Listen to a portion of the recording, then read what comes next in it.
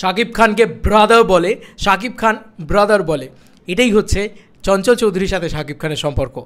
আমরা কোথাও গিয়ে এই চঞ্চল চৌধুরীর ইন্টারভিউ দেখে একটা জিনিস তো বুঝতেই পেরে যাচ্ছি, চঞ্চল চৌধুরীর মানে পরবর্তীতে তুফান 2, ওহো সেই হাতটা মেলানোর কথা মনে আছে তো, মানে আলাদাই ব্যাপার হয়েছিল কিন্তু বাঘের মাথায় হাত বোলাতে বোলাতে।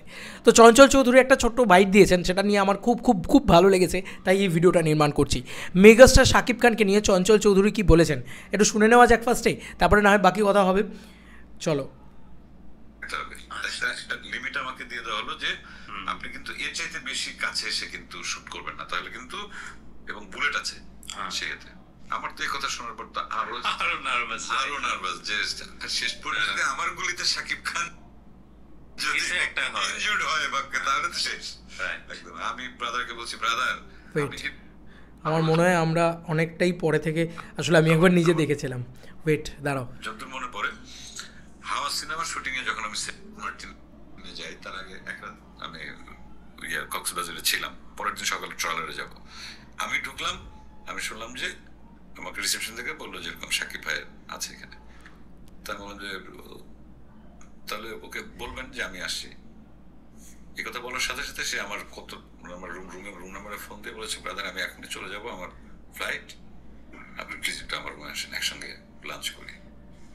আমরা যে কজন ছিলাম গেলাম, ওর যে প্লেটটা, সে প্লেটটা আমাকে ধরে দিয়ে ও ছোট্ট প্লেটে খাবার নিয়েছে, কোনোভাবেই সে ছাড়। ভালো মানুষ।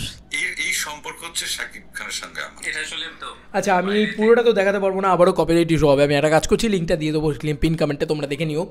আমার খুব ভালো লাগলো এই ইন্টারভিউটা, আমার ফেসবুকে স্ক্রোল করতে করতে আসছিল, আমার এত ভালো লাগলো যে মেগাস্টার শাকিব খান এই নামটা কেন এত বড় নাম, কেন megastar Shakib Khan the ultimate king, the ultimate বাদশাহ অফ আমাদের বাংলা সিনেমা, এবং কেন উনি এত বড় বক্স অফিস কালেকশন আনেন, কেন ওনার এত বড় সাকিবিয়ান বাহিনী, কেন ওনাকে এত এত এত অগণিত মানুষ ভালোবাসেন, এইটার উত্তর হচ্ছে যে উনি একজন ভালো মানুষ।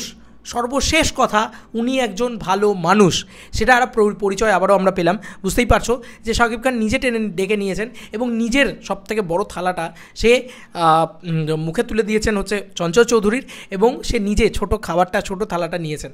তো এটাই হচ্ছে শাকিব খানকে আলাদা করে বাকি যে কোনো কারুর থেকে, যে শাকিব খান একজন ভালো মানুষ।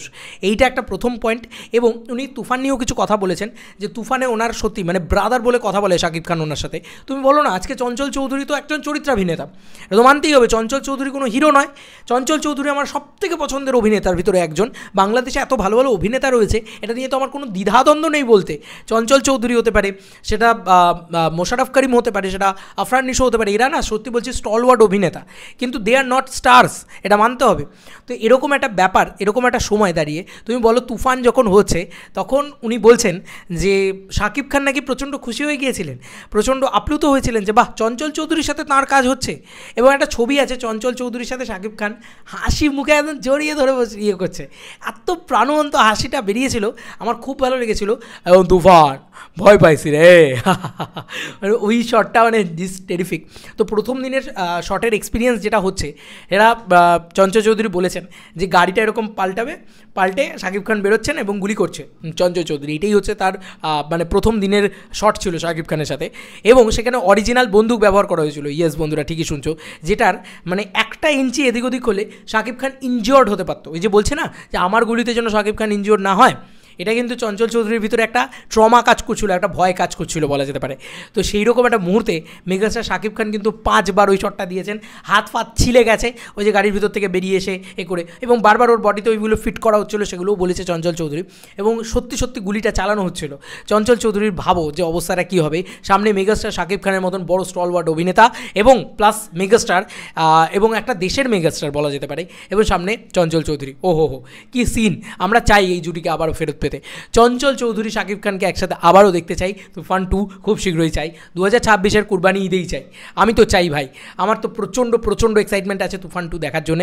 আমি টু মাচ লাফিয়ে বসে আছি এই তুফান 2 কখন দেখবো এটা দেখার জন্য খুব এক্সাইটেড। কারণ 2026 সালে তুফান 2 আসা একদম কোথাও গিয়ে একটা জাস্ট অ্যানাউন্সমেন্টের অপেক্ষা। আমার মনে হয়। কিন্তু চঞ্চল চৌধুরী এত ভালো স্টেটমেন্ট, এত ভালো কথা দিয়েছেন, এত ভালো কিছু কথা বলেছেন, আমি হয়তো সেগুলোকে ডিসক্রাইব করে উঠতে পারলাম না, কারণ আমার শব্দচয়ন, আমার ভাষা জ্ঞান অতটা ভালো না চঞ্চল চৌধুরীর মতন। তবে আমি এইটুকু বলতে পারি যে এই জুটিটা একটা ভয়ঙ্কর জুটি। এবং ব্রাদার বলে কথা বলে, যে ব্রাদার, আরে তার সাথে তার কত ভালো বন্ধুত্ব বলো তো চঞ্চল চৌধুরীর সাথে শাকিব খানের।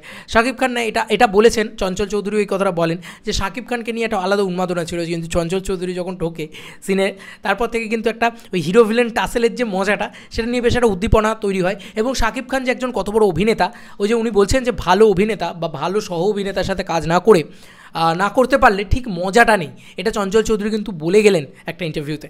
এত সুন্দর করে কথাটা বললেন, আমার ভীষণ ভালো লাগলো।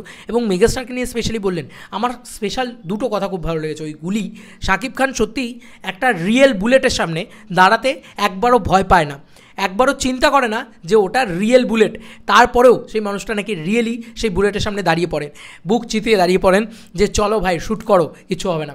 মানে ইঞ্চিতে একটু এদিক ওদিক, মানে একটা দূর অব্দি কিন্তু বুলেটটা যায়, ঠিক আছে, যদি একটু এদিক ওদিক হয় তাহলে কিন্তু ইনজিওর্ড হতে পারতেন মেগাস্টার শাকিব খান। তারপরেও তিনি তুফানে ওই শটটা দিয়েছেন।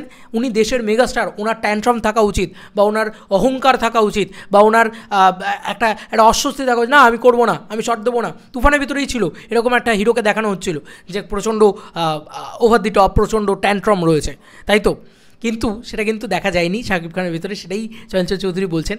এক নম্বর কথা। দ্বিতীয় কথা হচ্ছে, নিজের মুখের খাবারের সবথেকে বড় থালাটা যদি কেউ অন্য কাউকে দিয়ে দিতে পারে, তার থেকে বড় মনের মানুষ আমি অন্তত মনে হয় না যে আর কেউ আছে। মানে আমরা কি সত্যিই পারি? আমরা যখন খেতে বসি, লাঞ্চ করতে বসি, তখন তো আমাদের খিদে পেয়েছে, তো খিদে পাওয়ার পরেও আমরা সবথেকে বেশি বড় থালাটা আমার জন্য যেটা এসছে সেটা আমি চঞ্চল চৌধুরীকে দিয়ে দেবো। চঞ্চল চৌধুরী কেন, সামনে যেই থাকুক, স্টলওয়ার্ড অভিনেতা থাকলেও আমরা কি দিতাম? আমরা হয়তো নিজের থালাটাই নিজেই খেতাম। আর উনি তো দেশের মেগাস্টার, ওনার ক্ষেত্রে তো এটা একদমই প্রযোজ্য নয়, তাও উনি করেছেন। এর জন্যে স্যালুট শাকিব খানকে। চলো বন্ধুরা, নতুন কোনো ভিডিওতে দেখা হবে। Bye bye. শাকিব খানকে যত চিনছি তত ভালো লাগছে। Bye bye.